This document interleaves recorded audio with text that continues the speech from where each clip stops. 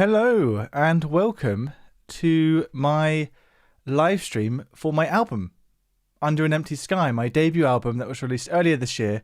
Today we're going to be having a listen to it and talking about how I put it together, what's happening in the songs, the background of it all, and just trying to introduce you guys to it a little bit. Let's just dive straight in. I'm going to hit play on this. This is the music video for Hold Your Breath, which is the opening track on my album, Under an Empty Sky.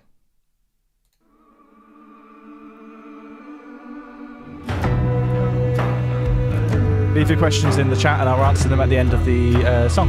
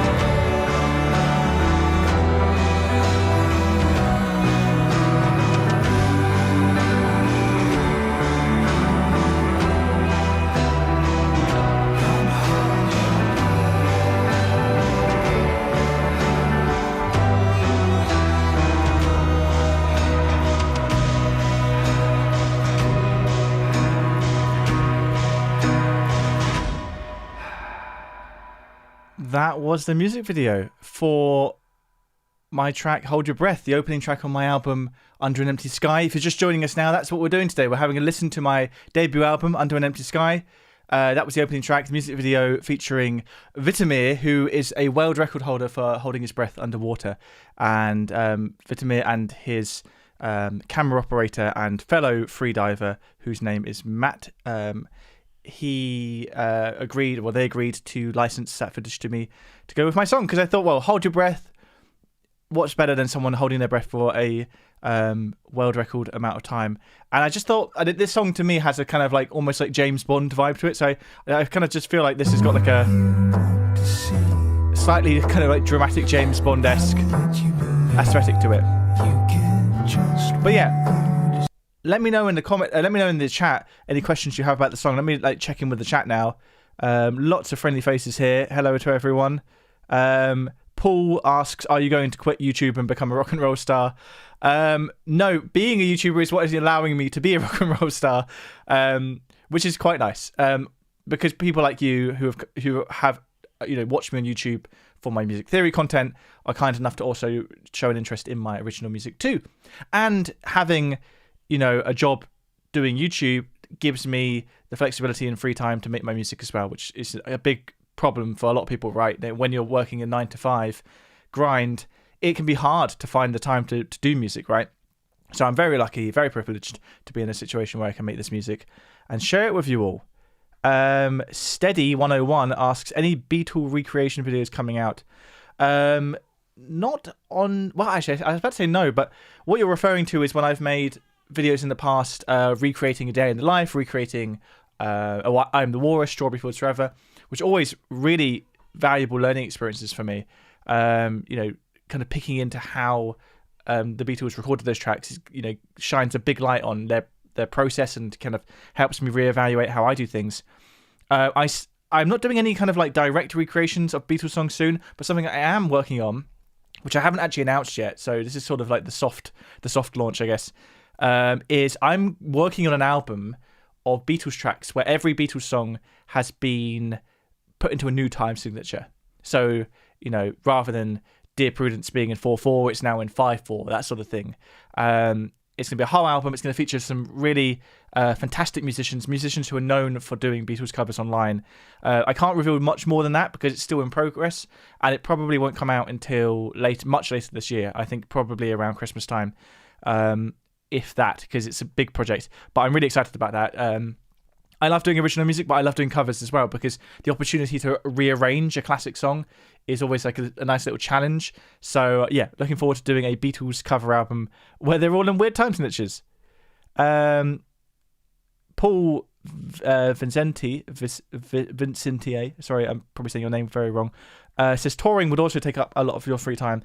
Yeah, I haven't actually done any of my original music live at all for a very long time. Let alone toured it, and that is also a goal of mine. Next year, or at the end of this year, maybe next year, I want to do some live gigs.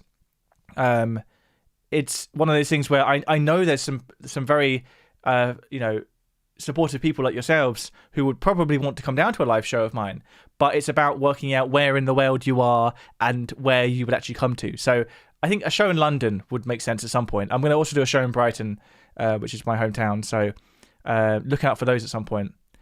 Elisa has asked, what inspired you on that song? As in, Hold Your Breath. What inspired Hold Your Breath? Musically or instrumentally? What I mean to say is, are you asking sort of lyrically or musically? Musically, I would say it's very inspired by both Radiohead and also Elliott Smith. The chord progressions in particular is very Elliott Smith. And lyrically,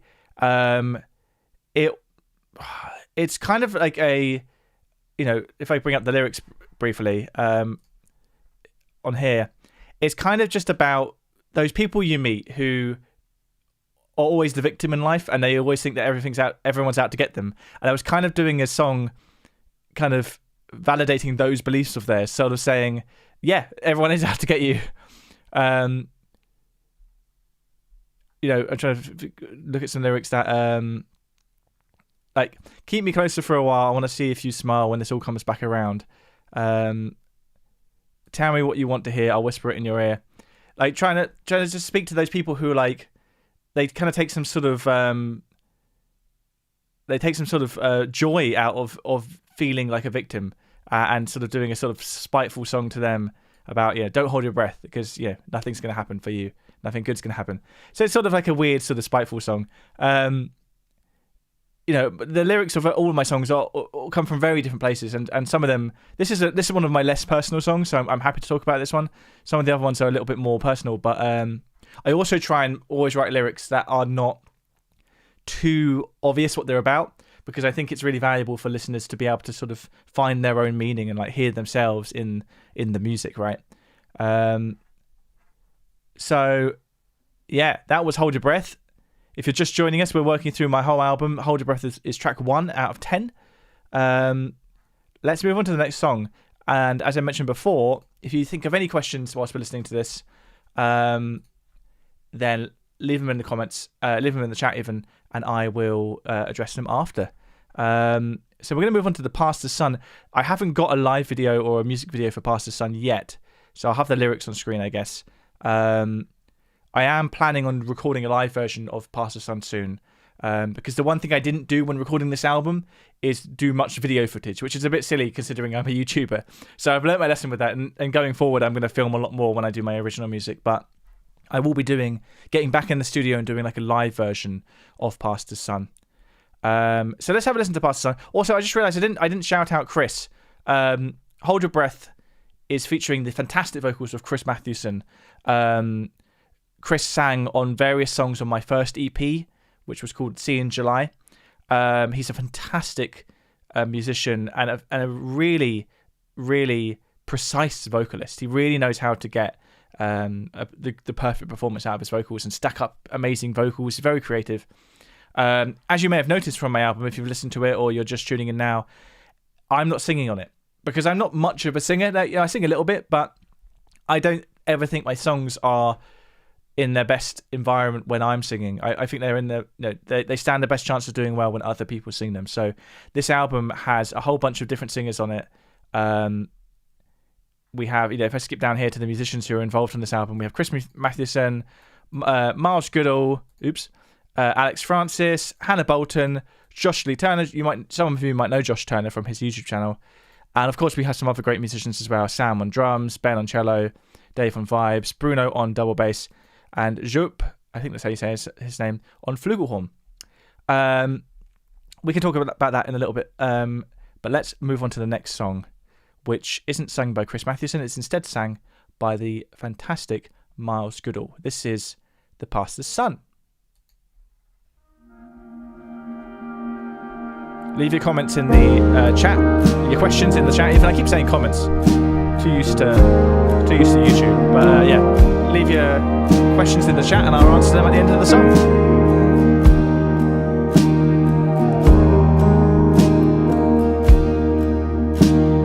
Saw me every Sunday, I don't go anymore.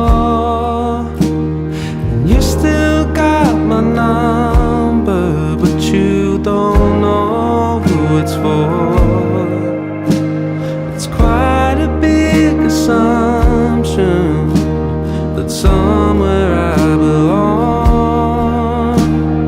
Feel like I'm a verse in somebody else's song. Maybe the words are wrong. Maybe the whole time I was already gone.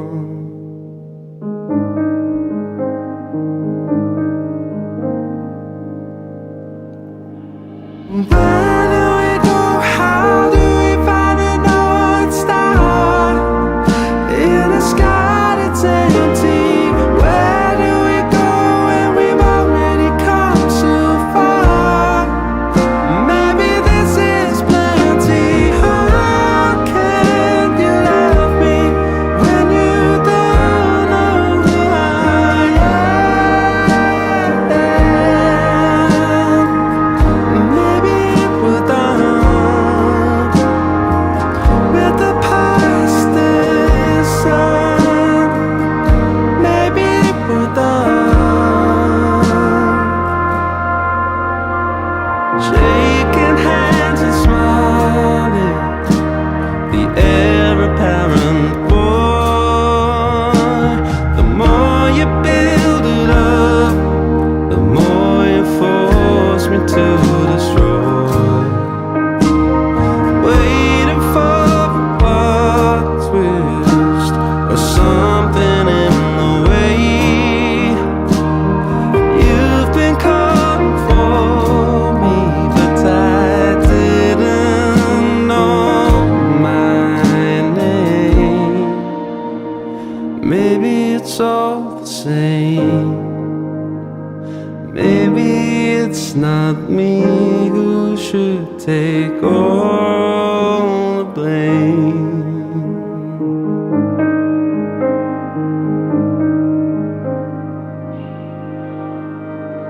Where do we go? How do we find a North Star in a sky that's empty? Where do we go when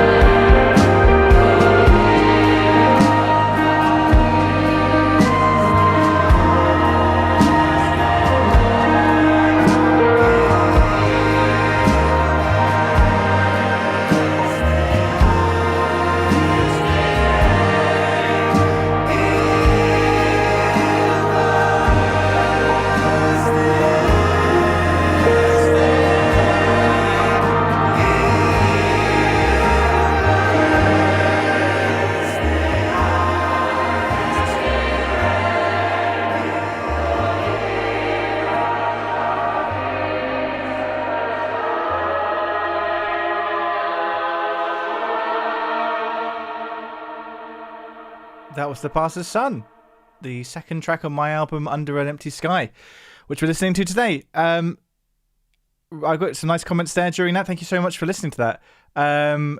Real Deal Dilly Brit Zoo, I think that's your tag there, your handle, has asked what genre is this album, and actually, to me, that is actually one of the things I'm not so happy about with this album, is that the genre is kind of all over the place, which in a way I guess doesn't matter, because if you think of some classic albums, so like, I think of the Beatles, for example, they're, song to song, Sgt. Pepper, for example, song to song, drastically different sounds, drastically different styles.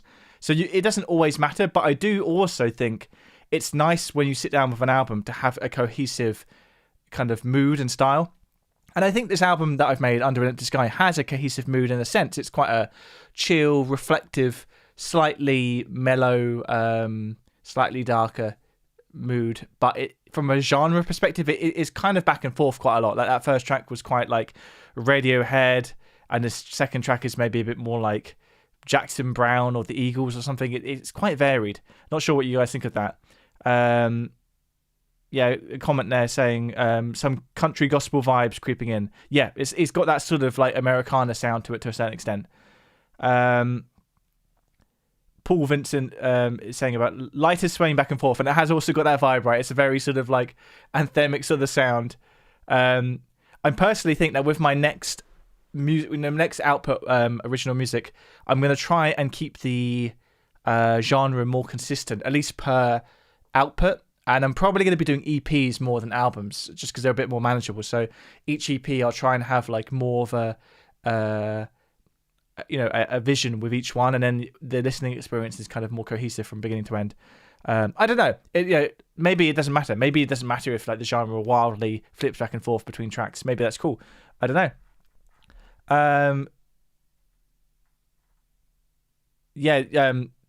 Someone has just mentioned Gorillaz as an example of another band who do that. And that makes sense because Gorillaz, much like me, have different collaborators on every track. And of course, when you get different collaborators involved, they're inherently going to change the sound of each track. So it does kind of come with the territory. But yeah, that was Pastor's Son, second track on the album. Bartos, I always have a hard time reading these tags. Bartos says, I am an amateur singer-songwriter from Poland. I am who I am today, also thanks to your music theory videos. Thanks for what you've done and for this inspiring album. Thank you so much. That means a lot. The fact that my music theory videos actually sort of help people in their musicking is the greatest thing I take from this. It's like the idea that you don't have to fork over thousands of pounds for university tuition just to learn this stuff, and you can just learn it from people like myself. I'm very pleased to be in that position to do that, and thank you for listening to my music. All right, let's listen to the next track, which is Wear It Well. Once again, a different singer. This time we have Alex Francis, female singer-songwriter from London. Fantastic person to work with. She's on 3 of the tracks on this album. And personally, this track to me is probably the most beatly on the album. But let me know what you think. Once again, leave your questions in the chat, your reactions, and we will answer all your questions at the end of the song. So this is Wear It Well, track 3.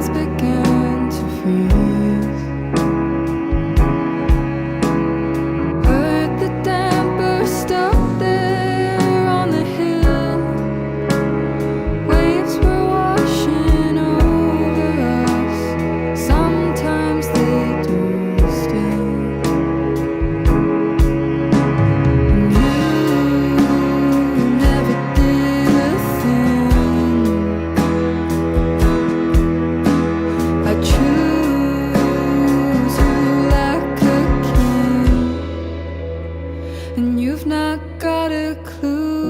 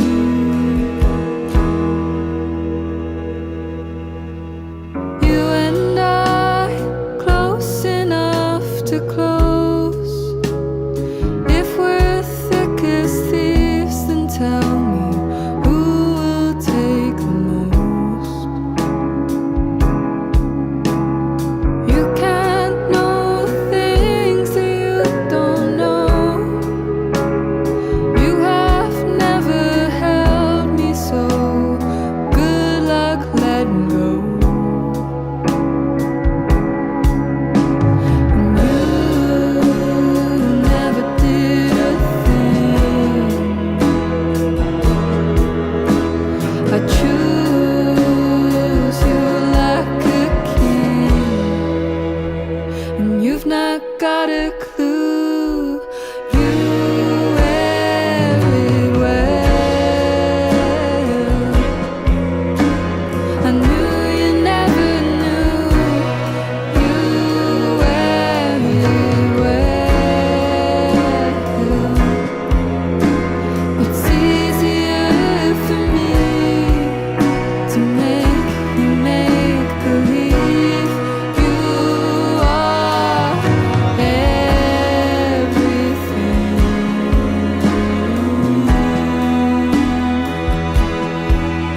to me.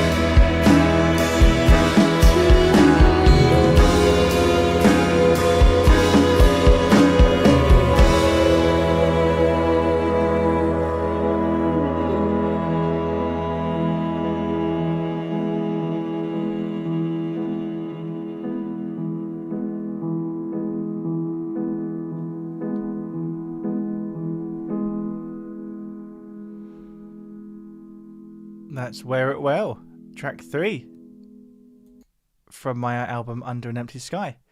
Lots of nice comments. Thank you so much, guys, for listening. Real D or Real DL says, I love the piano on this song. Yeah, the piano on this is going through quite a lot of tape emulation. I only realised on this album that when I was making this album how much I loved the sound of tape. And of course, you can get real tape and send stuff to tape and then send it back into your computer. But there's some really good tape emulation plugins out there, and it just adds that sort of imperfection and wobbliness to the sound, and I just adore it. Lots of nice compliments for the singer. That was Alex Francis, fantastic singer. And what we got, Imagine as a reference there from Bartos. Yeah, when we recorded this, actually, Warren Hewitt, who you might know from his channel Produce Like a Pro, he's a fantastic producer. He's worked with The Fray and Aerosmith, James Blunt. He mixed the whole album, and he also helped me record the drums as well. And when he first heard this song, Wear It Well, he was like, that's Imagine. That's Imagine on the piano there. And it's that very classic kind of top bottom thing with a major chord. I've got a little keyboard here. It's like that sort of thing. Top part of the chord, bottom part of the chord. Obviously on Imagine it's down there.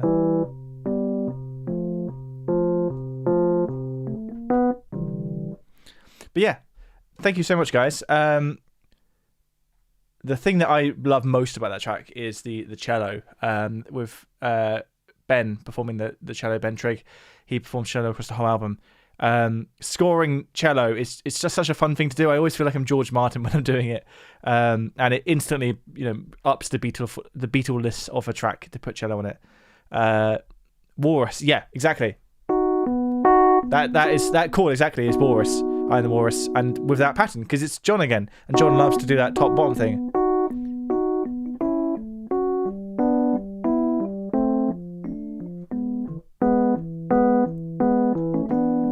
So much.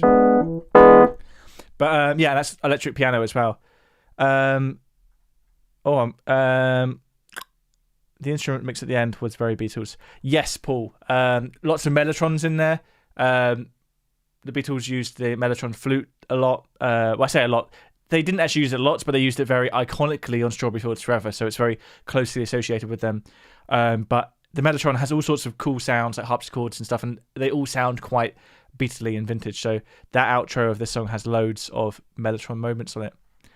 But yeah, once again, a big another big genre shift, I would say, on this album. As we discussed before, it's kind of all over the place, but I kind of like that.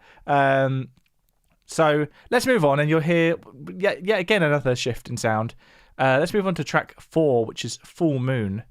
I've just pressed the wrong thing there, but that's all right. This is featuring the vocals of Hannah Bolton, who some of you might know. She has got a following online. She's perhaps best known for featuring with Frog Leap Studio, who are a channel who do like heavy metal covers of pop tunes. And I think she's on lots of their tunes, but she's on their version of Africa, I think, which was a really big video for them. But let's have a listen. This is let's go back to the previous page. This is Full Moon, track 4 on my new album Under an Empty Sky. Let me know in the chat what you think.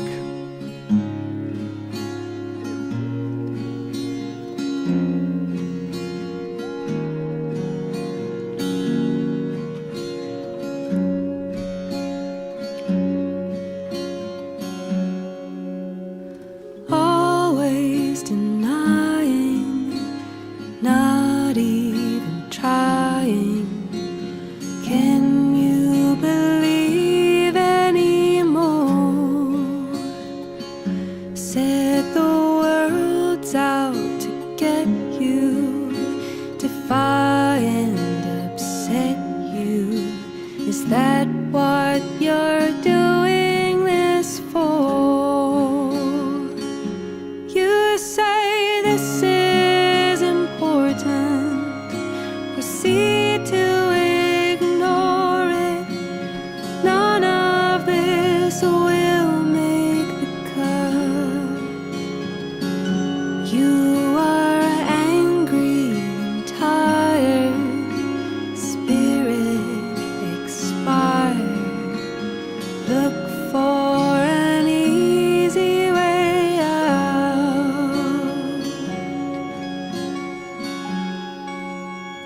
This is bigger than you, bigger than me. You know this is bigger than two. Quit while we can, move to the moon.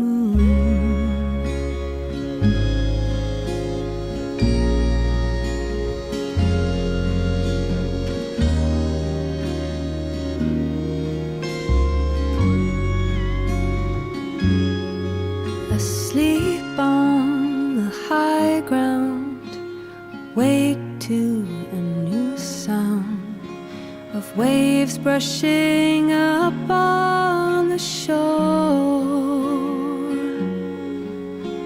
Someone will fix it, cross-bought a ticket. That's what this rigmarole's for. Who said you get the top bunk? Downstairs is all sunk. The ocean just knocked on the door. I said, children, we're sorry. There's no bedtime story. All of the pain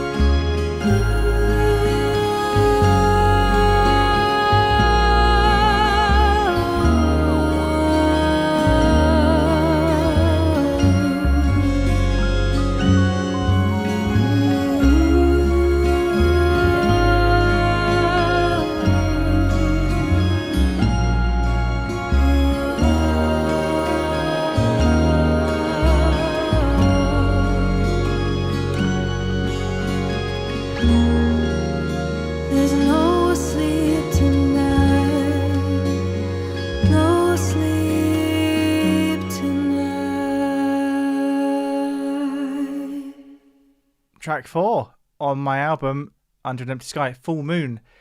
Personally, I think that's my favourite song on the album. And it was also sort of the last song to kind of come to fruition.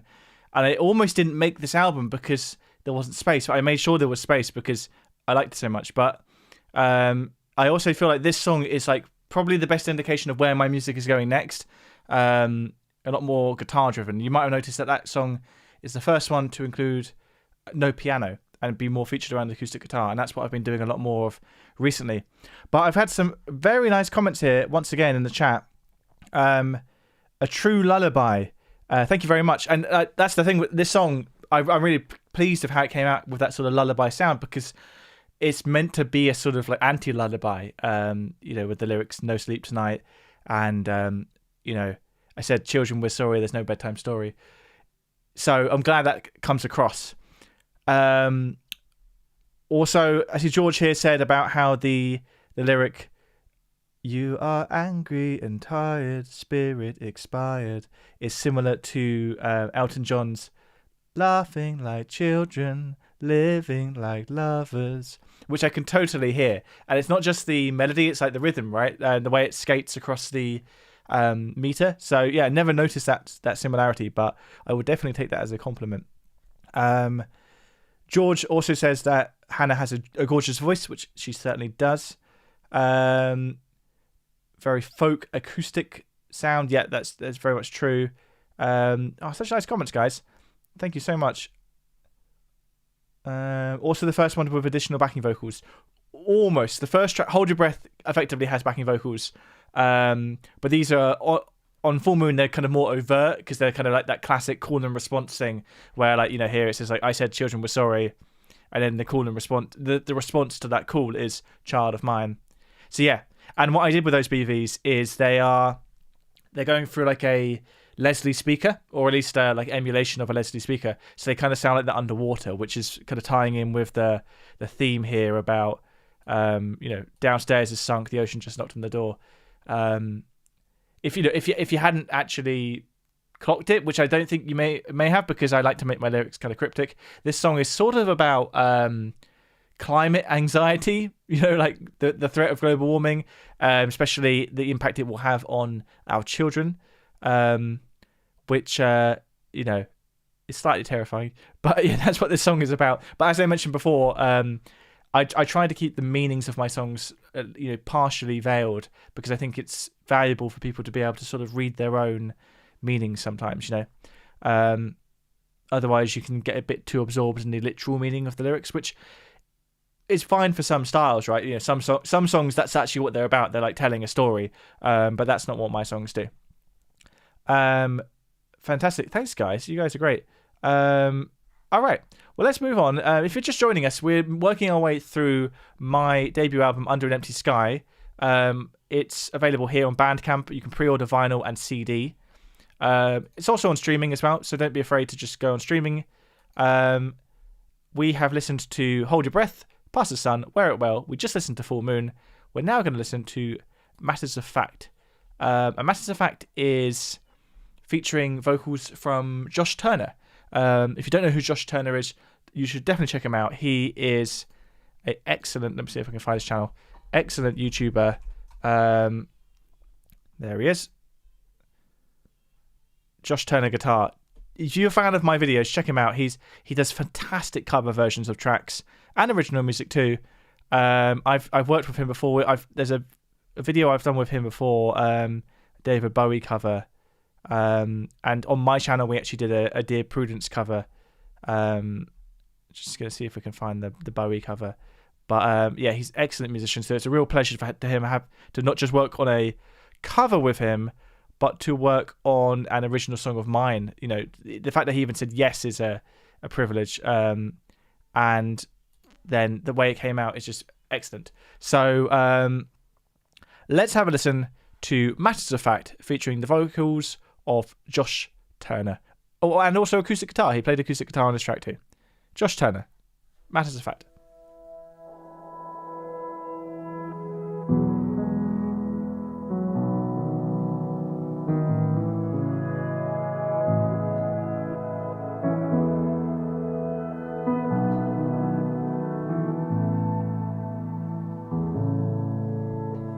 Show me how to face the day, 'cause I've been facing the wrong way for a while. It made some sense when we both lived in the present tense. I mean no offense, but I just have a sense that we never got the timing quite right.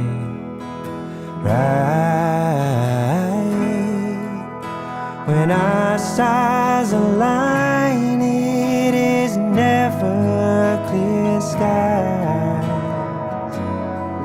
So I'm paying you back for the time before that, a time before matters of fact.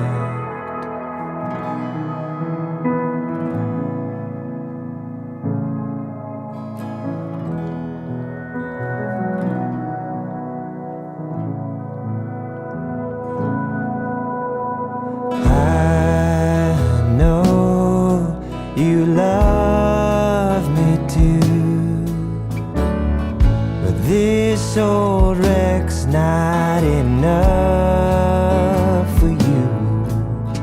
Push and pull, watch it crack.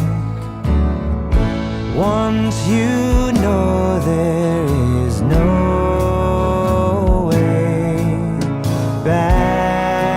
so before all of that, let's ignore the fact that we never got the timing quite right.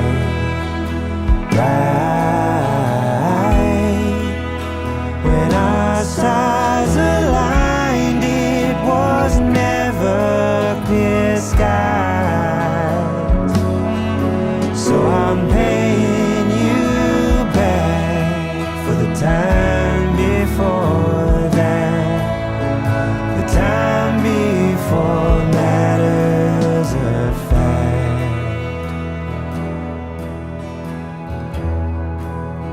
So sail away.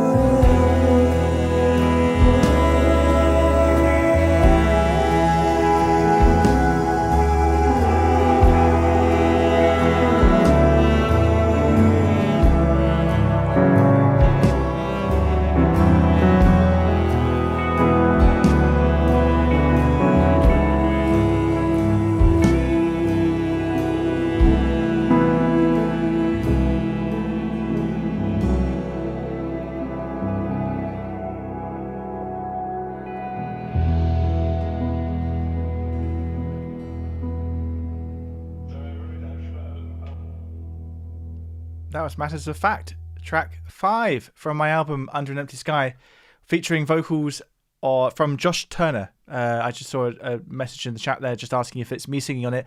No, on this album, all of the vocals are by other vocalists. The only time you hear my voice is actually just then at the very end of that track. You might have heard there was this sort of like chattery thing that it sounded like a telephone. And that was my voice. And that's because this song is the only one I didn't record in the studio with the vocalists, because Josh lives in New York. We did it remotely. We recorded remotely. So I was on like a Zoom call with him, and the take we wound up using, I was so pleased with that at the end I started speaking and saying, oh, that was great. And I didn't realize he didn't have me muted, so you could hear me on the end of the vocal take. And Warren, who mixed this, Warren Hewitt, and initially cut that out. And I said, no, put it back in, because I love it. It just like kind of reminds me of the actual time we recorded it, and it felt a bit more genuine. But yeah, that's Matters of Fact. Let's have a look at what the chat's been saying. Soft rock piano, yeah, it's definitely that's my whole album's got a sort of softer sound. I'm definitely a soft rock person. No distorted guitars in sight. Well, barely any guitars, let alone distorted guitars. Delt Jevandizi has said, I really like that quick 4-1 thing that gets interjected. I know what you mean. That I'm actually doing a video on that soon. That kind of like what you might call like a double plagal cadence. A plagal cadence is a 4-1 cadence. So I was about to play some keyboard. I can't actually remember what key the song's in. It was just. Oh, it's an E. Okay. So there's the 1 E, and then there's 4 A.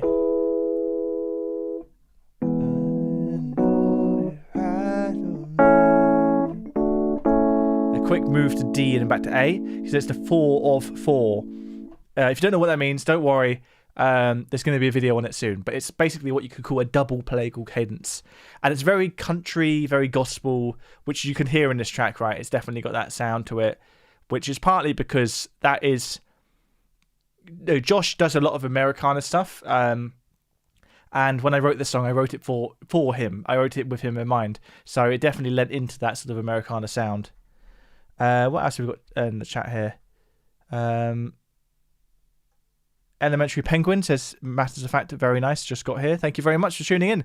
Obviously, if you've missed the first half of this, it will be available on my channel. After the live stream, it will be available there as a VOD, so you'll be able to watch that. What else have we got in the chat? What's the name of the album? It is Under an Empty Sky, and you can find it on Bandcamp, where you can pre-order it on vinyl or CD, or you can download it as digital files, or you can stream it on services like Spotify and Apple Music and all of that sort of stuff.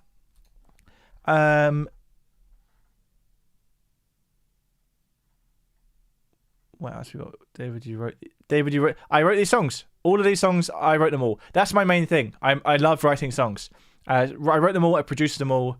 Let's take another look at the credits in case you weren't watching before. So this album has various different singers on it. We've already heard Chris.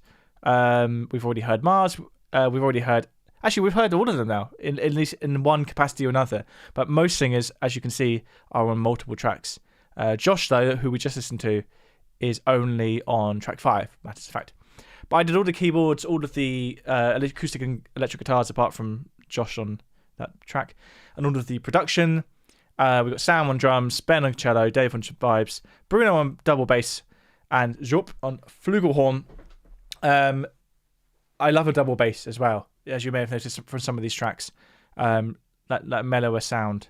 And on the production end of things, we have Warren Hewitt mixing and doing the drum production, and then Adam Ayen mastering, and then the fantastic Gordy, Bob, and Ben engineering at Brighton Electric Studios in Brighton, which is a fantastic studio.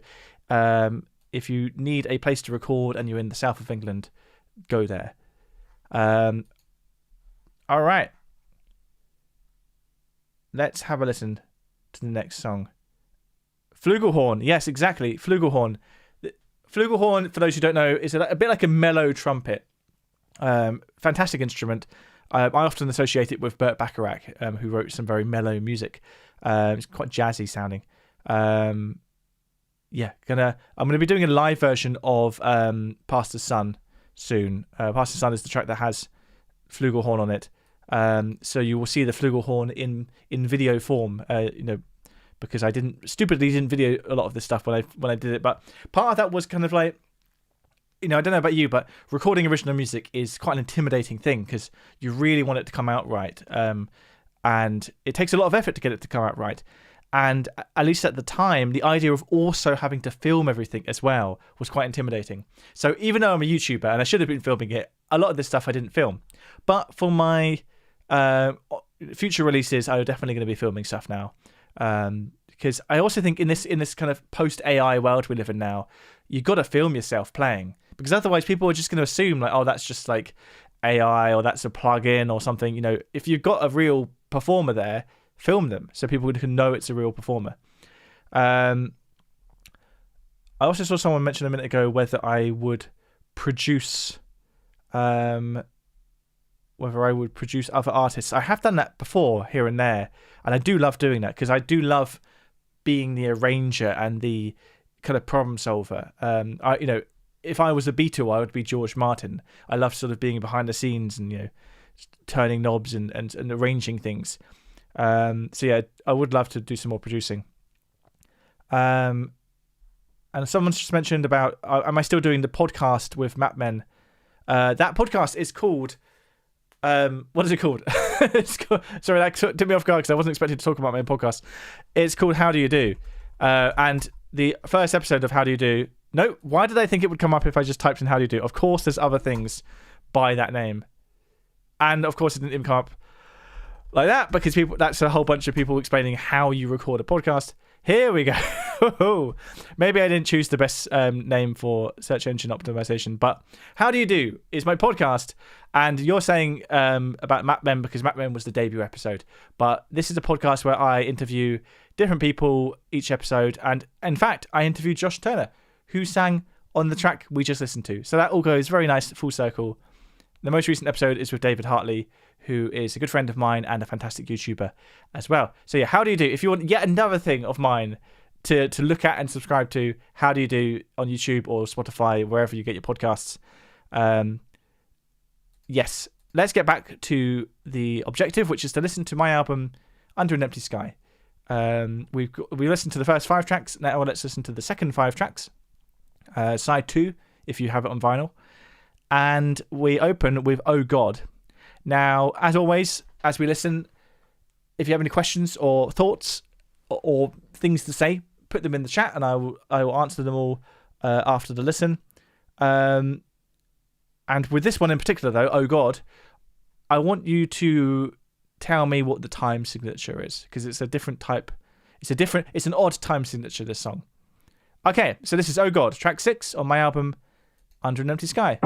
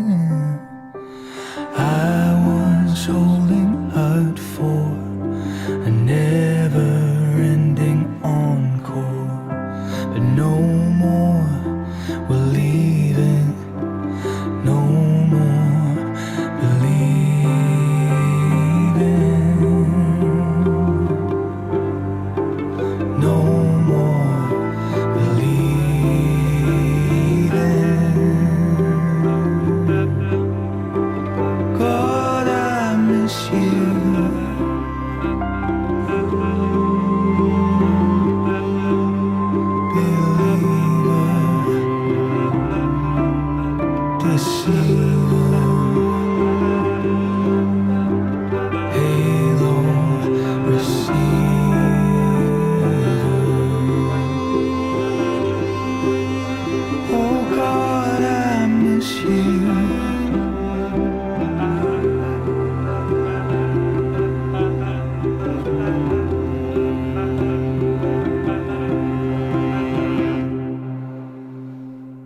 That was Oh God, track 6 from my album Under an Empty Sky. I saw someone mention in the comments there about my singing, but I cannot take credit for the singing. This is not my singing. This is Chris Matthewson, fantastic vocalist on this track. And of course, before that, I asked you about the time signature, and you've got it correct. 5/4. Well done, Bonham. Well done, D. Seller. Well done, Paul. Well done, George. 10/4, also acceptable. Of course, just 2 bars of 5/4 glued together. But it's got that, what I would call a 5/4 clave to it, which is like that long, long, short, short, long, long, short, short rhythm, which is 5. 1, 2, 3, 4, 5. 1, 2, 3, 4, 5. 1, 2, 3, 4. But it's like 4 pulses within that 5. 1, 2, 1, 2. I can't do it. 1, 2, 3, 4. Aha! I can't do it. Let's play on the keyboard. It's basically the Mission Impossible rhythm, right? 1, 2, 3, 4, 5. 1, 2, 3, 4, 5. 1, 2, 3, 4, 5. 1, 2, 3, 4, 5. Hard to count at the same time because it really makes that rhythm. Really makes 5 not sound like 5, which is why I used it.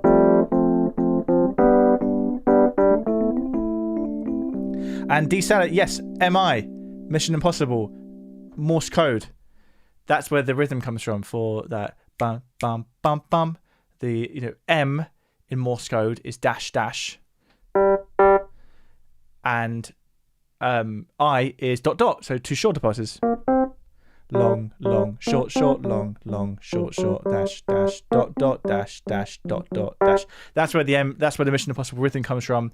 Layla Schifrin, who wrote that, is a genius. And that rhythm, that sort of 5/4 clave thing has been used in lots of 5/4 songs, as I did just there. What else have we got people chatting about in the comments? DC has asked, are you a Christian? And if so, what denomination? I was raised Christian, and the denomination was Anglican, Church of England. I'm not a practicing Christian anymore, and this song is kind of about that to a certain extent. I won't dive too much into it because it's sort of I wouldn't want to sort of unveil it too much. But yeah, it's kind of pretty obvious this song is not necessarily the most pro church, I guess, but it's also not completely anti-church. Somewhere in between. I've got DC also mentioned the strings. Yes, this has got cello by Ben, and it's got multiple different layers going on. I scored it all. I love scoring cello. So in that middle bit, you've got those two kind of soaring cello lines together. Let's see if I can just jump to that. Around here, I reckon. So there's 2 cello lines together.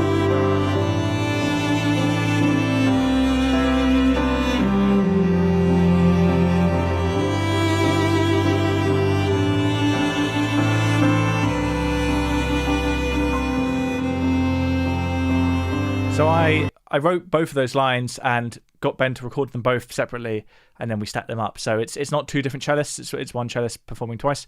And later we've got pizzicato.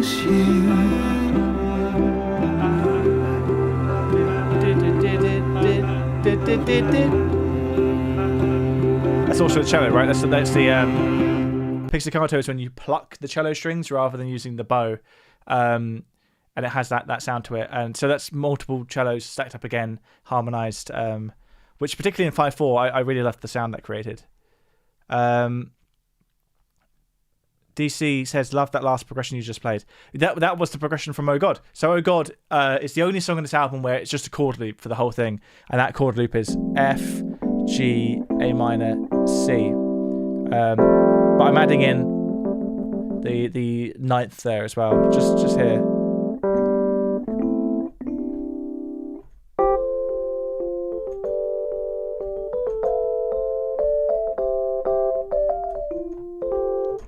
Yeah, I love that chord progression. I'm planning on doing a video actually this month on that chord progression. It's like, I don't know about you, but like chord progressions when they don't start on the tonic chord are often that bit more captivating because they come out the gate straight away with that level of uncertainty and unresolvedness. Close to the Royal Road even, yes. Pavan Miridi has said Royal Road is that Japanese chord progression that goes 4, 5, 3, 6, similar chord progression, and is also once again starting on the 4 chord. Never Gonna Give You Up that's the chord progression, yeah, the Royal Road. But yeah, slightly different chord progression. Yes, starting on the 4 is very powerful because it's like the 4 chord contains the tonic note. So if you think in the key of C, the chord F, which is the 4 chord, contains the note C. So you get a sense of resolution in there, that it's in there somewhere, but the other notes say otherwise. The other notes introduce that question mark that has to be answered, and that pushes the music forward. So yeah, 4 chord is always a great thing. All right, thank you so much once again, all of you, for listening. It's great to have you all here. I'm going to move on to the next track now, which is Clueless. Clueless is track 7 on the album. This is performed with the vocals are performed by Alex Francis, again, the same vocalist who performed on track 3, which was Wear It Well. Once again, let me know in the chat if you have any questions about the music, if you have any things to say about the music, and I will answer all of those queries at the end of the song. This is Clueless.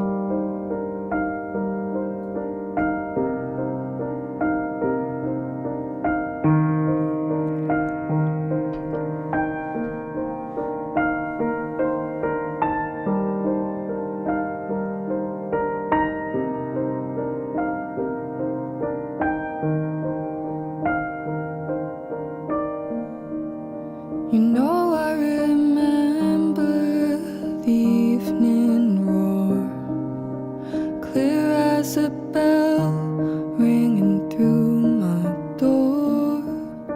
So good in theory when it's brand new, but when it gets hard, what will you do? Will you let me out? Will you let me in? Will you let me down before we begin? Can you let me know that you never knew? When will you learn? You ain't got a clue.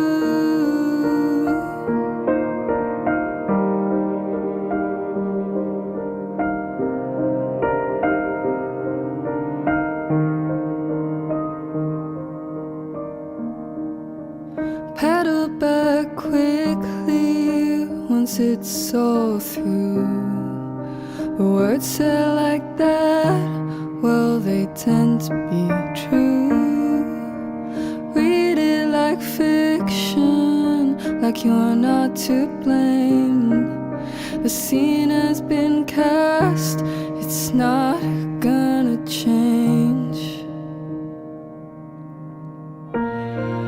Will you let me out? Will you let me in? Will you let me down before we begin? Can you let me know that you never knew? When will you learn? You ain't got a clue.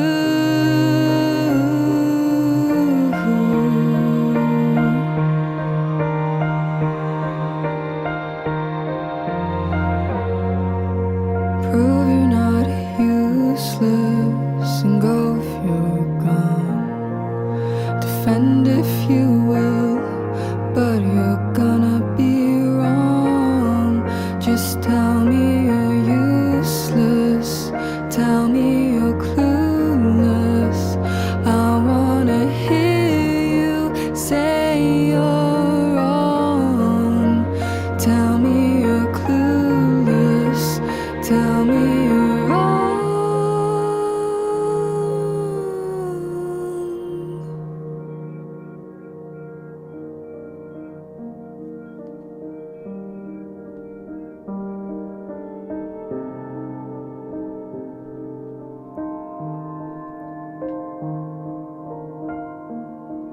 Will you let me out? Will you let me in? Will you let me down before we begin? Can you let me know that you never knew?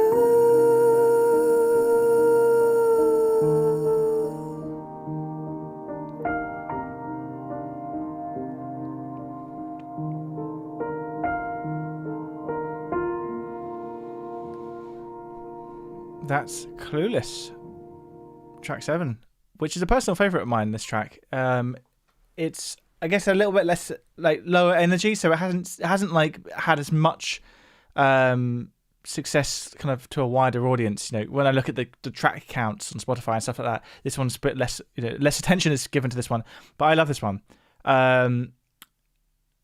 Looking at the chat there, B flat major. Yeah, it starts in B flat major, but as you correctly identified later, it goes to B flat minor. So in the mid, this is kind of the only. This is the main one that changes key on this album. There's a few like subtle key changes on this album. This is the one with the biggest key change, if you can call it that. You know, some people would say it's not a key change, it's a mode shift or something. But yeah, we start in B flat major. Not gonna change. Trying to find the key change. That you never knew. Okay, yeah. So here we're in B flat major. B flat major. And then we're going to go to the parallel minor of B flat minor. Here. Prove you're not useless and go if you're gone. Defend if you will, but you're gonna be wrong. So this is all in B flat minor right now. Just tell me you're useless. Tell me you're clueless. I wanna hear you say you're wrong. Tell me you're clueless. Tell me you're wrong. And then we go back to B flat major here.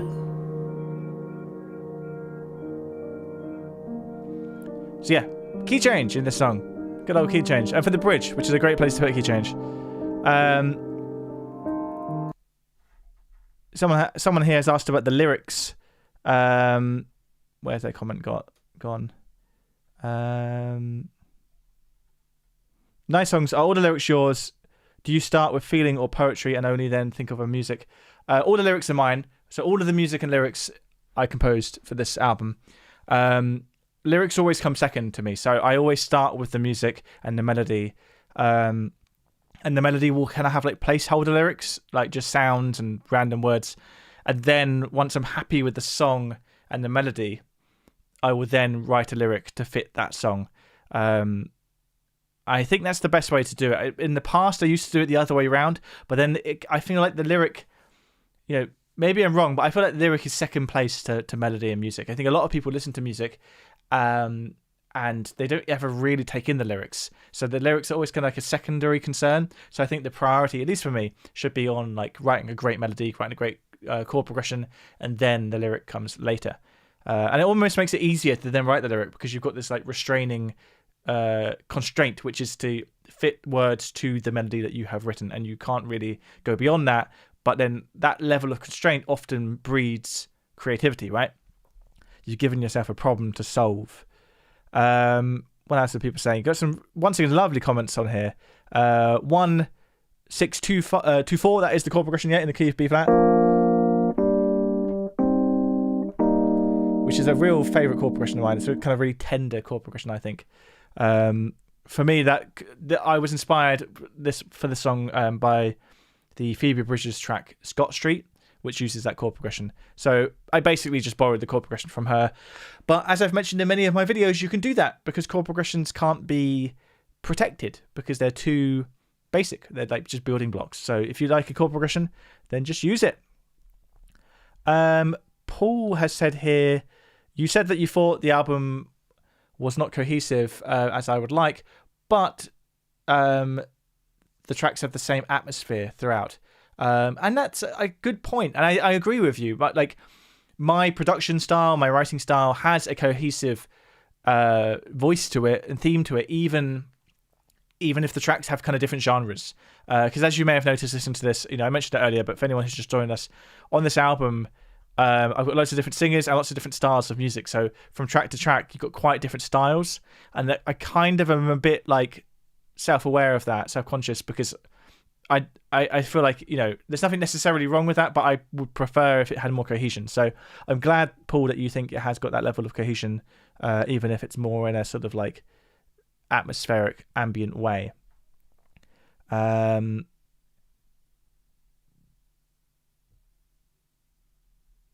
Ozzy has been listening to every Beatles album recently. Good thing to do. It's amazing how few albums the Beatles have compared to other classic artists. So it doesn't actually take that long to listen to them all. Mr. Pocket Avian has said there's something The Scientist plus Evanescence about this track, which I'll take as a compliment. The Scientist, Coldplay, Evanescence in the vocal style, definitely. Except for the rap. Yeah, there's no rap there. Do the melodies come to you sometimes?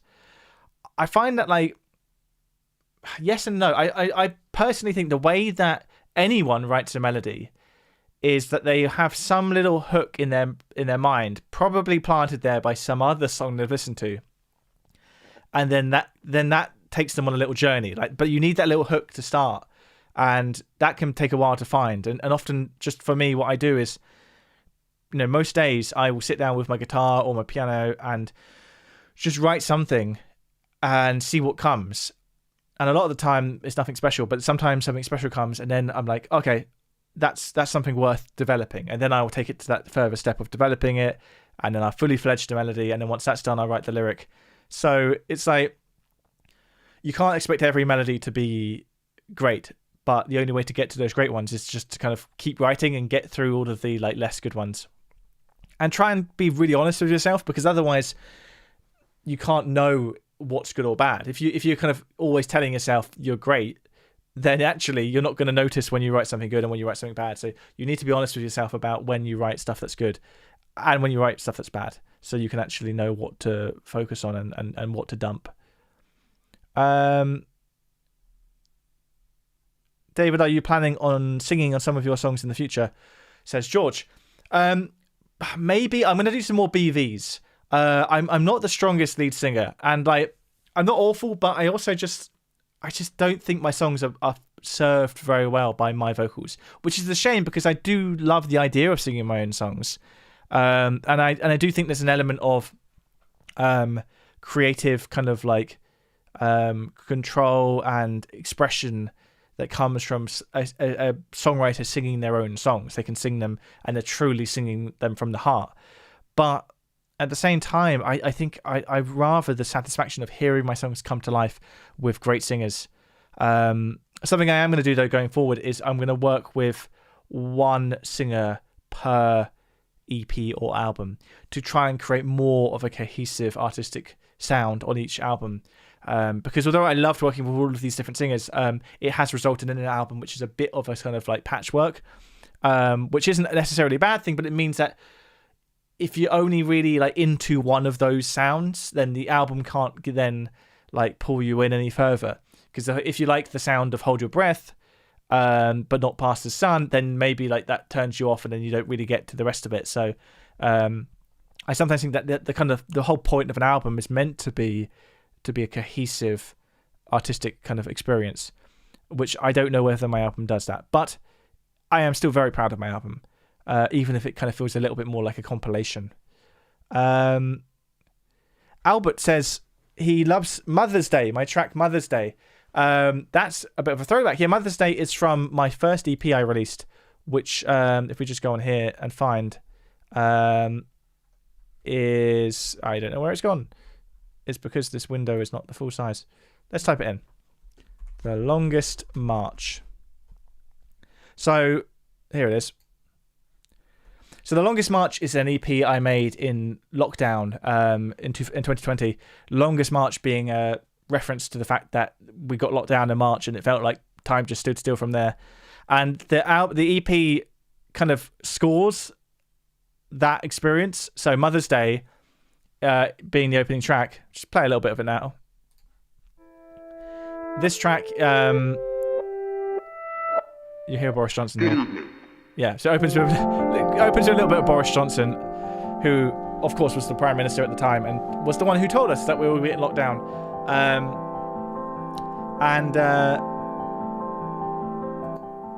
Yeah, Mother's Day is called Mother's Day because Mother's Day was, at least in the UK, the last day before the lockdown began. So it's basically the prelude to the lockdown and to the EP. And then just, this live stream isn't about this EP, Longest March, but as we're here, clap was about the clap for the NHS. So, if you're in the UK, you'll be familiar with that. In the UK, to thank the NHS staff dealing with the pandemic, people would come to their doorstep and clap every Sunday, and it was quite an inspiring thing. So that's what this track is about. As you can hear, it has some clapping on it. Neil was about when things turned a little bit darker in the lockdown, and you got a lot more protests, particularly around the Black Lives Matter movement, and of course the whole thing that the whole kind of like symbol of solidarity in the Black Lives Matter movement at that time was kneeling, taking a knee. Particularly because of George Floyd's death. So that's what Neil is about. And The Longest March, title track, is kind of just about everything else that happened after that, and the sort of the way that it then just kind of like any sense of novelty or kind of like fun.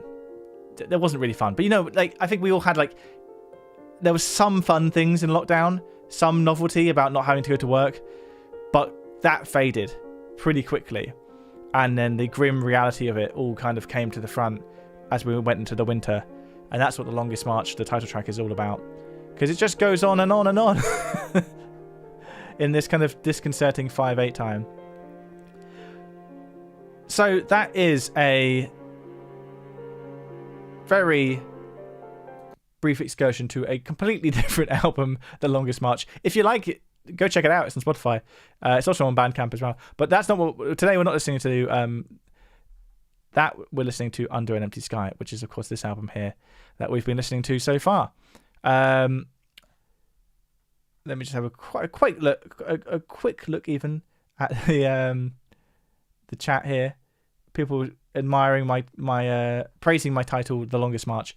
Thank you very much. I wonder if anyone actually got the reference when I first released it. But I was quite pleased with that bit of wordplay. I also see someone here mentioning, I hope you can make a full album with Alex. She's incredible. Thank you. I would love to.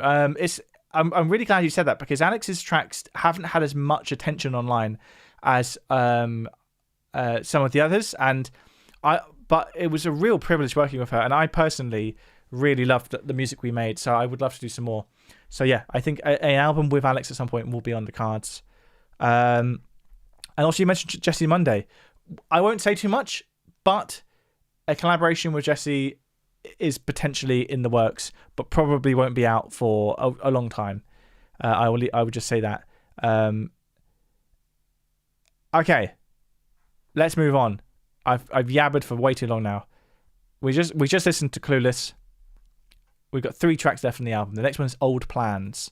Now, I don't like to give too much information about what the lyrics are about, because I don't want to box in people's thinking about them and kind of restrict how people think about them. But I would like to say for this one, Old Plans is about a friend of mine who passed away. And ever since she passed away, I had been trying to write a song about how I felt about that, and I wrote maybe 3 or 4 different songs, and I was never quite satisfied. And then finally, I wrote this song, and I actually thought this song does encapsulate how I feel, how I think their family feels. So I'm personally very, very pleased with Old Plans. It's definitely a sad song. I remember when we recorded the cello with Ben, he said this is a real weeper, and he's not wrong. So anyway, this is Old Plans.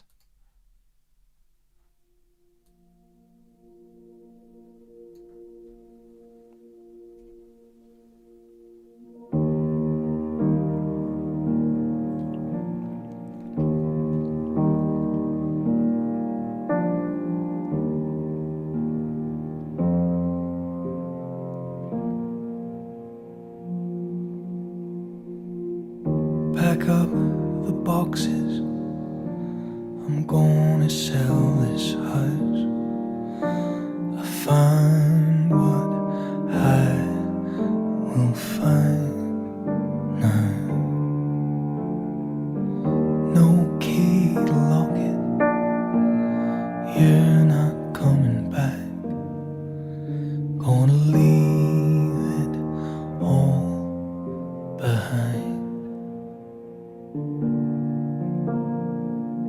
Nightly a nightmare, daily I could leave. Stop searching for signs now. Not here but nowhere, that's what I believe. Gonna leave it all behind. I wanna go where believers go and find my feet in your fresh set snow. I wanna know if we could have known,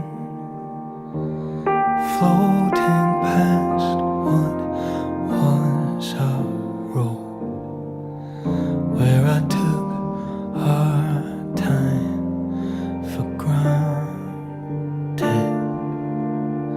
with plans of getting old. You're in the trees now, or somewhere in the sky. Stories I've been told now. Can you believe it?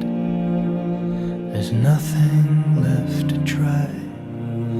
Gonna leave it all behind.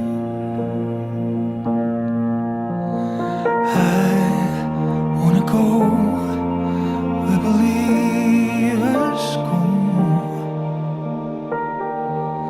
find my feet in your fresh set snow. I wanna know if we could have known, floating past what was our road, where I took our time for granted, took our time for granted, took our time for granted,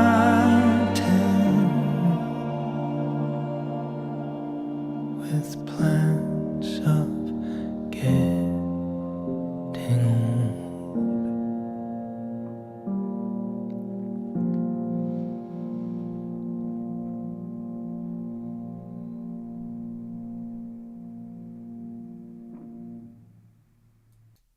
That was Old Plans, track 8 from my album Under an Empty Sky, featuring vocals from Chris Mathewson, who we've also already heard sing on Oh God, which was track 6, and also Hold Your Breath, which is track 1.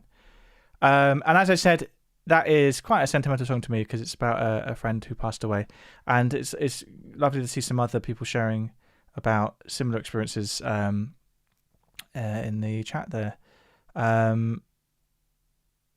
Chord progression wise on that one, what key is that song in? B flat, is it? The thing is, with all the keys of these songs, we changed them for each singer. Oops, I knew that would happen. It is B flat.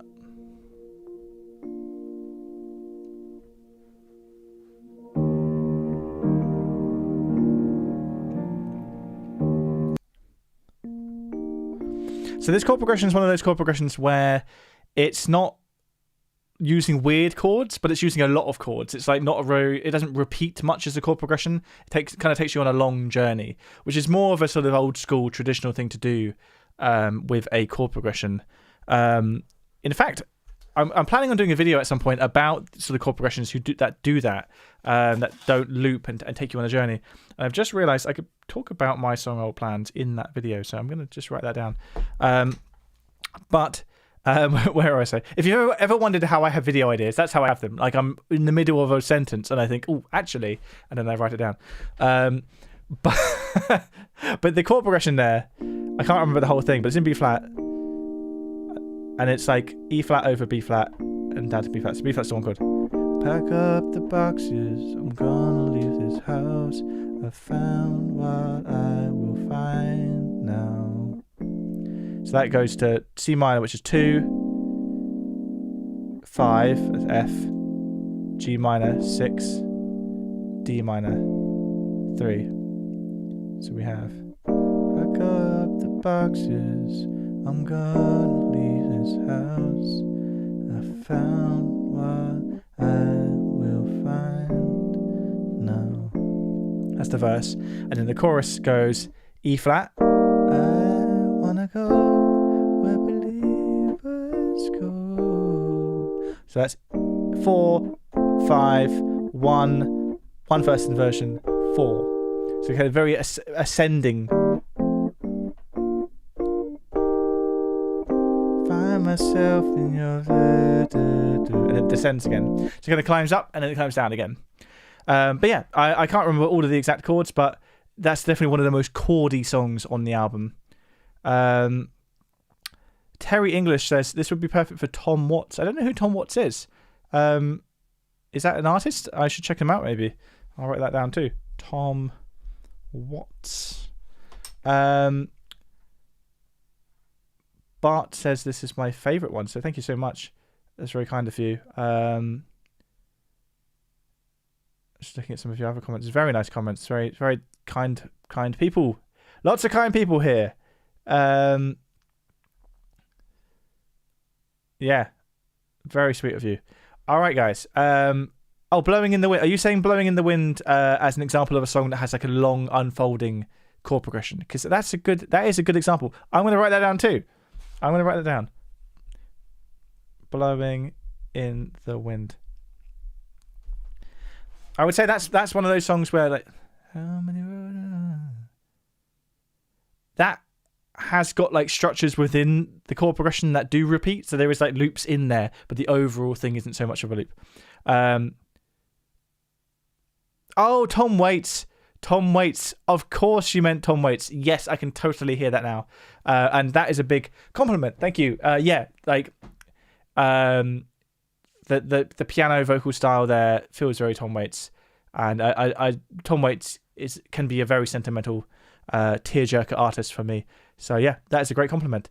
So I won't look up Tom Watts because it was Tom Waits, but that's fantastic. Anyway, sorry. I keep getting distracted. We almost got to the end of an album. This album is 45 minutes long and this live stream is twice that. So we're doing a lot of chatting, but that's great. So we've got two more tracks to listen to. Next one is Answer Me. Now Answer Me is one of the last tracks I recorded for the album. One of the last tracks I wrote for the album. And I didn't have as much confidence in it, but actually since I've released the album, it's had one of the best receptions of any of the tracks.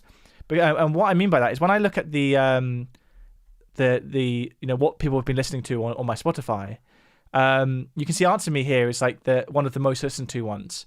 And that's really interesting because Answer Me is the 9th out of 10 tracks. So as you can imagine, that when people listen to an album on Spotify, they come here and they click number 1, and then they start listening through, and then like maybe they get to the bottom or maybe they don't. Which means that track 1, regardless of how good it will be, is going to get the most listens to. And that has happened. Hold Your Breath has the most listens so far.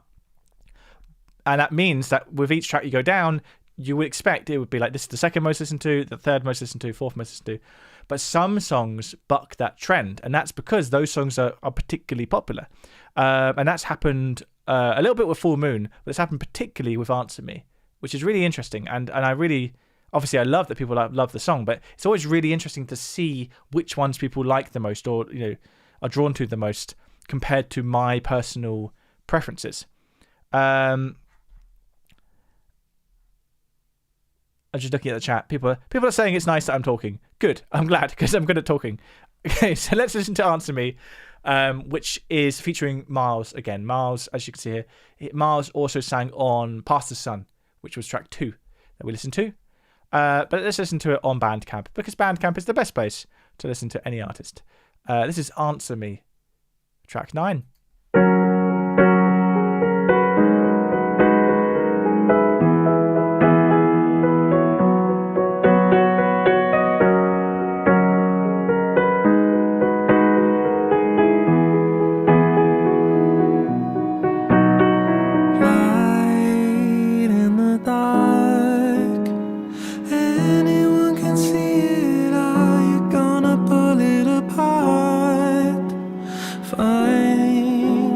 You will. Nobody knows. Give it just a moment. All accountability goes. Dust on the wind. You're damned if you know, and damned if you don't.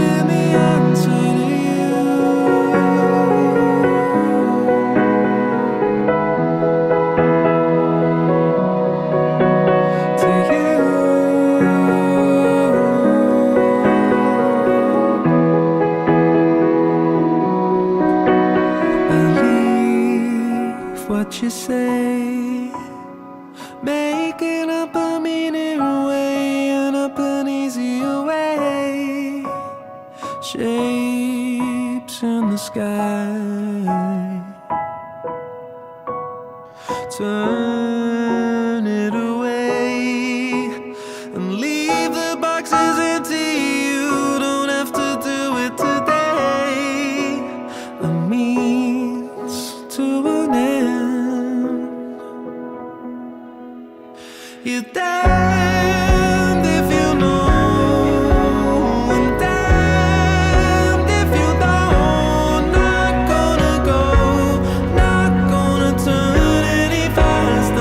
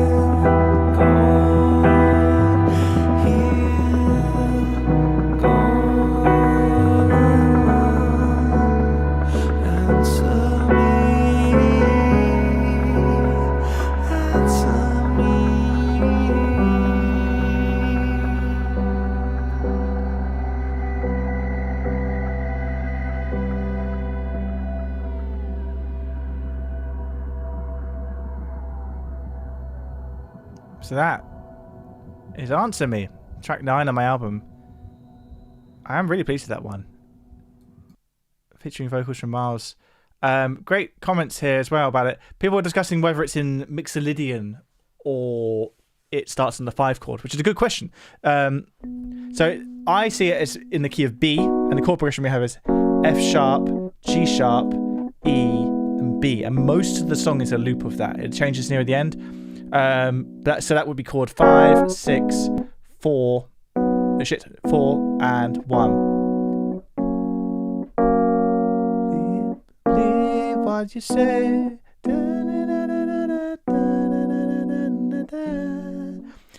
Not in the key I wrote it in. All of these songs are not in the keys I wrote them in because I changed the key for each vocalist. But you could see that as Mixolydian, like the 5th mode. It's one of those things that, particularly with a chord loop, it's not always definitive whether it's in a mode or whether it's just in the major scale. I think it's in the major scale and it starts on the 5 chord. But that all comes down to context, right? I can see Noah has also mentioned, he says the woodwinds. There's not actually woodwinds on this, but maybe you're thinking of... Just going to get to the right bit, where you get this sort of like, the sound of going, ooh, ooh, it's sort of like ascending sound. Let's get to that.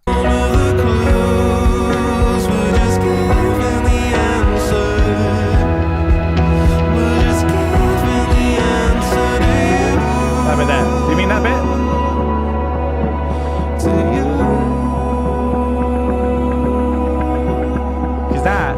That is actually, I can't remember what the instrument was, but that's me using a Digitech whammy pedal. You know, like that pedal that changes pitch when you press it down. Like you press it down and it like goes up an octave.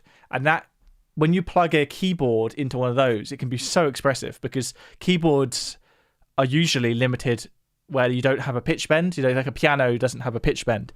But when you use a Digitech whammy pedal with a keyboard sound, you suddenly unlock all of this like expressive potential. So that's what that is. Same thing I used on Full Moon to get all of the sort of like funny little sounds. All of the woo, woo, woo, all those sort of sounds.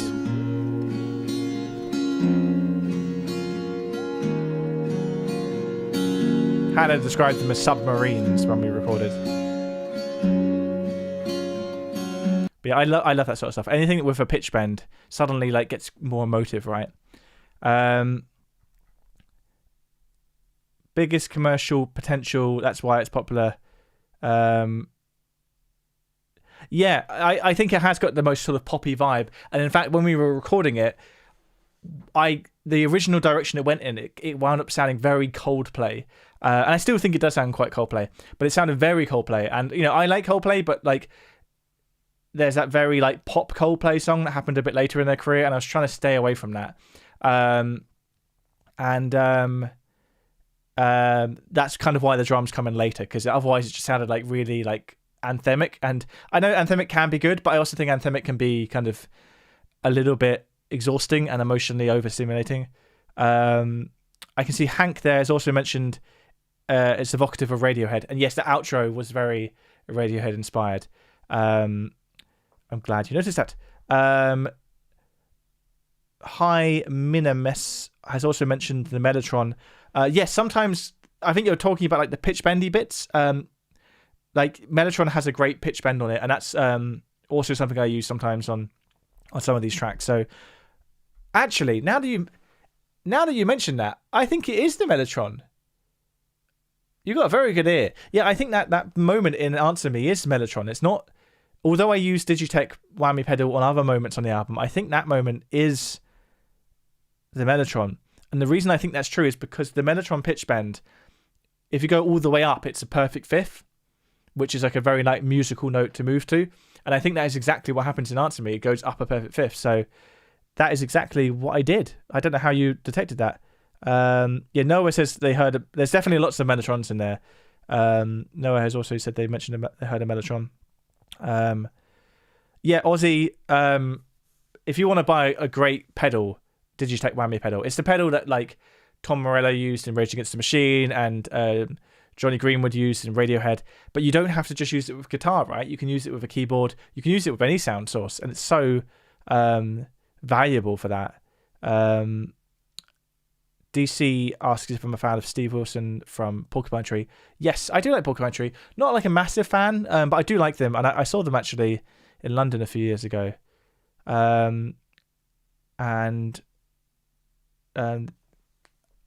Real Deal Britzu 5T2 has asked, do I like Coldplay?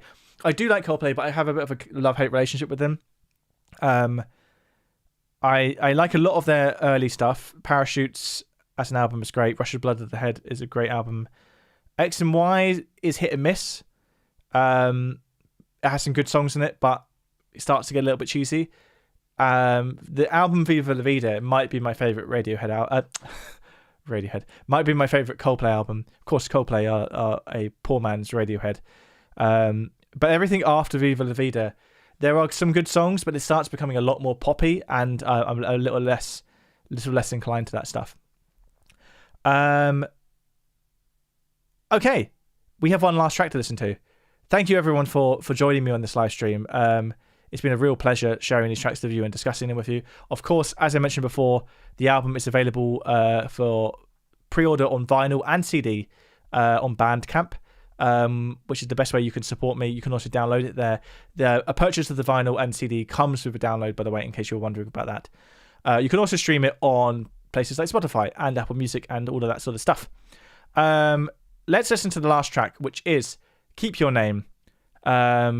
This is sang once again by Alex Francis. She sang on Wear It Well. She sang on Clueless, and she sings here on Keep Your Name, the final track. As always, let me know in the chat about any questions or thoughts you have whilst we listen to this, and I will answer them all at the end of the track. Let's get the lyrics up as well so we can have a look at that. And let's dive in. Keep Your Name, the final track on my album, Under an Empty Sky.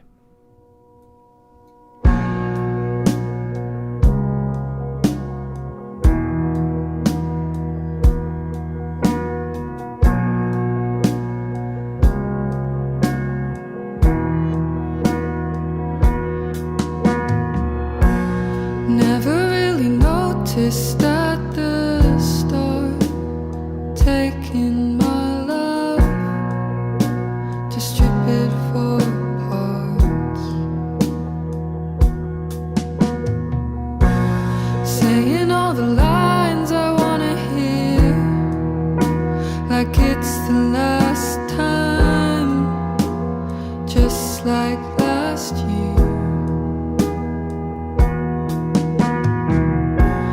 Reckon we could outright Stephen King. The stuff we make up has got me shivering. The thought of getting old here with you is freaking me out, pushing me through.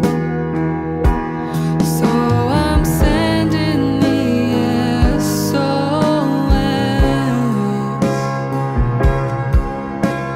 Come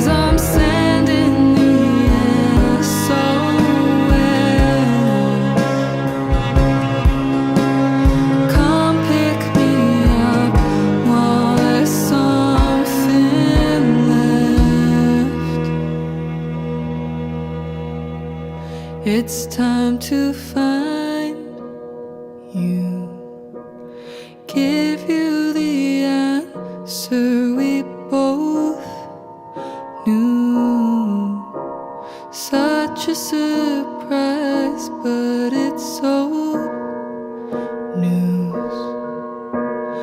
Out in the open, taking the blame, won't be the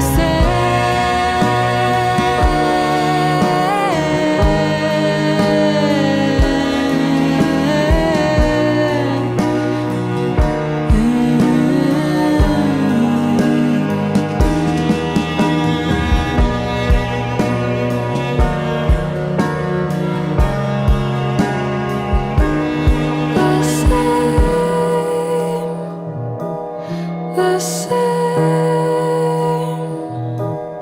the same, the same,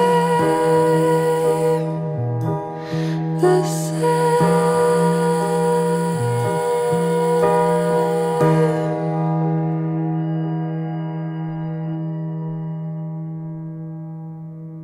No good for goodbye, and you are turning their brown eyes blue.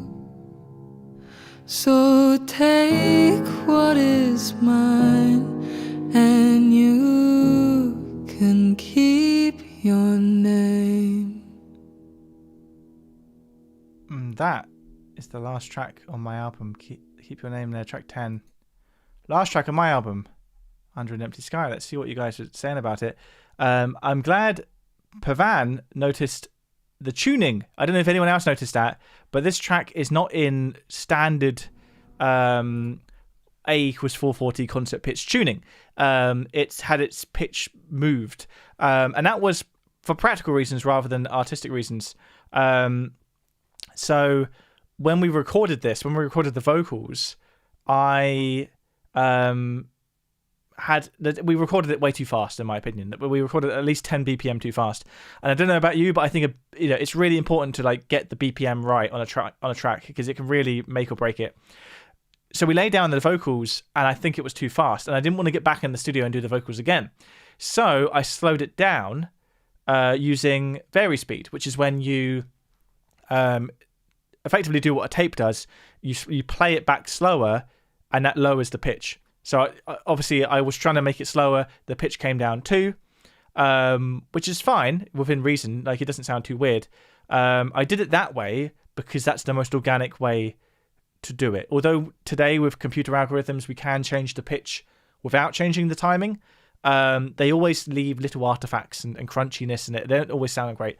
So I did it using vari speed, which is what the Beatles used to do and all that. And in fact, I actually did it twice because I slowed it down. Then we recorded drums. And after that, I decided, actually, I've slowed it down too much. So originally, the song was recorded in B.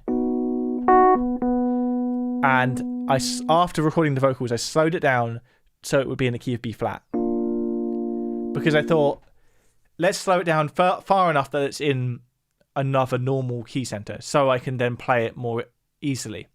But after recording the drums, I decided we'd made it too slow, so it then met in the middle. So it actually is halfway between B and B flat. So this song is technically in the key of B half flat, but that's not that makes it sound like some sort of microtonal weird thing. But this is not. It's in the same. It's in a microtonal key center for the same reason Strawberry Fields Forever is in a microtonal key center, because vari speed moved it around. But that doesn't actually make it sound different. It just makes it sound like, I guess there's a level of uncanniness to it. Not just because Alex's voice has been artificially lowered, but because we're so used to hearing music that is in A equals 440 that it can add a slight differentness to a song. Never really noticed that. So if I play, I'm gonna hit play again, and I'm gonna hit the note B, which is how we recorded it. But you'll hear that B doesn't sound quite in tune. It's like a weird, like real beating sound. almost in tune, but not quite, right? Because it's not in tune, because it's in between keys. Yes, that explains why the tuning's different. To take a look at some of your other comments, some people have mentioned that it's a good closer. I was kind of very considerate of, like, I think the outro track of an album is very important because it's the track that you're kind of left with.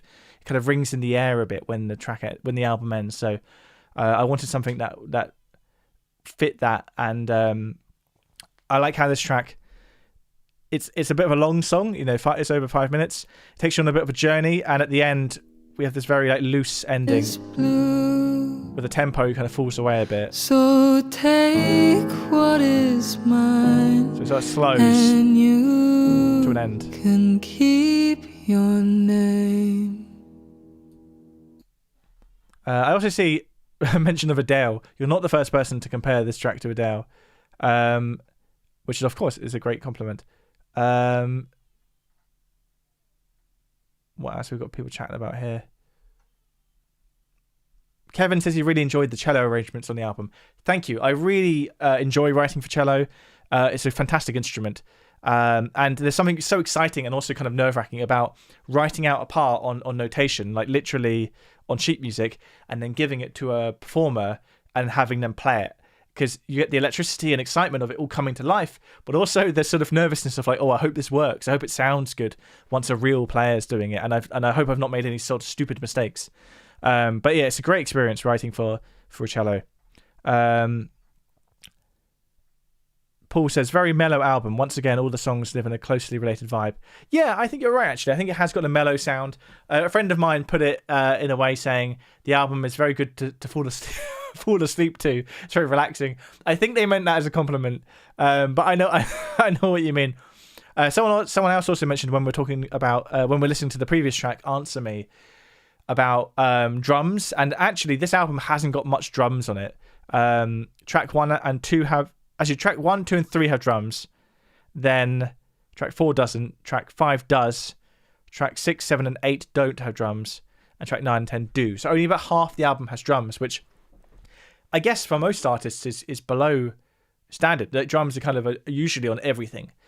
So I do think that results in like lower energy music, and I think lower energy music is only it's harder for people's attention to be captured by it, right? Like, I don't know if you've ever been at a gig where the band starts playing a quieter song, and then you can hear people chatting, and you can hear people's attention going, because like there's something about loud dynamic drums that keeps people's attention. So on my next album, I think I am going to have a lot more drums, because I do love drums, and I think with this album, I think sometimes I was scared to make the arrangements too big and over the top, and therefore went on the side of understated. Because I do love a lot of understated music. Like, I think of artists like Elliott Smith, whose music is quite understated. But even with Elliott Smith, there is actually quite a lot of drums, and I think the thing is, when you start arranging a song, you're starting from a very small place usually. Like, the demo is probably just guitar and vocal, piano and vocal. So then you start with something small. So then everything you add, it feels like it's getting bigger and bigger and bigger, and sometimes it can feel like it's getting too big. But actually, if I started with, like, you know, if I was writing music in a band, in a rehearsal room, we'd start with quite a big arrangement, right? So then my perspective of what is big and what's small would be very different. So I think my perspective of what makes a big arrangement is actually quite skewed. And that's something to consider when I make my next album.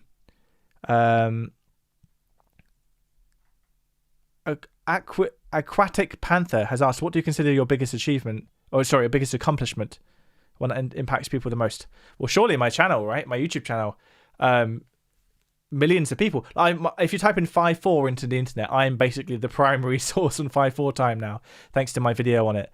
And I'm very proud of that. And it's not lost on me how much that can help people learn about music. And I know that, like, obviously learning about music is not like the most important thing in the world, but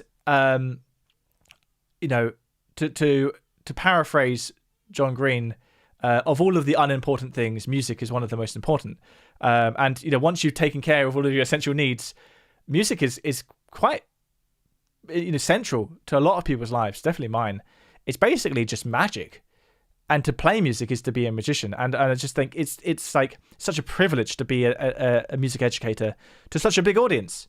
So thank you so much, everyone, because I love it. And it really is a dream come true. And I think on that note, I'll wrap this up because I can't keep going on forever. But it's been an absolute privilege to share my album with you today. Thank you so much to you all.